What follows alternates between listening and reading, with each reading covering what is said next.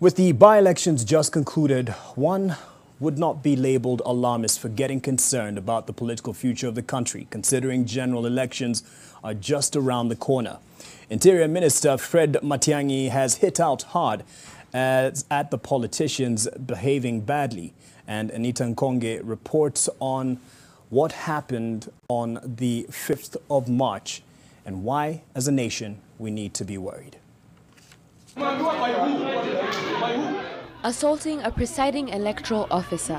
This is my money! Fighting over 2 million shillings at a polling station. Arrests for misuse of firearms and alleged intimidation of voters. Tear gas. Tension. Chaos. This was the state of the just concluded by-elections in Kabuchai and Matungu constituencies, and happening just 17 months to the general election.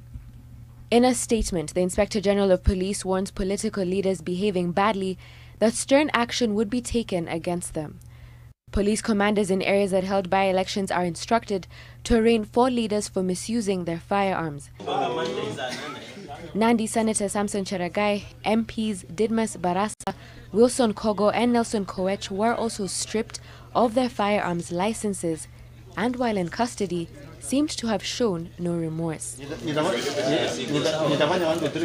They have since been released on bond. I've asked the Firearm Licensing and Control Board to suspend all licenses of all the people involved, the leaders who were involved in that violence yesterday, because it's clear under the law you cannot own a firearm when you are that type of person. But this is not an isolated incident. Past elections have witnessed similar scenes of chaos, bribery and violence. Interior Minister Fred Matiangi now says such behavior will no longer be tolerated. We are going to act because we have been talking about no stone is going to be left unturned and so on. The reason why this has continued for a long time is because people don't face the consequences, the real consequences of this. Some of those people slapping returning officers and so on and presiding officers are out on bond on several other cases. Because they believe you will arrest them, they'll go before a magistrate, they'll be out on 10,000 shillings bond.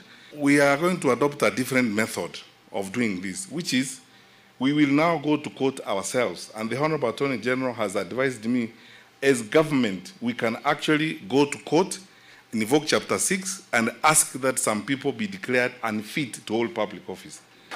When that consequence happens, when that is done, then our leaders will actually understand that it is not right to behave the way people are behaving.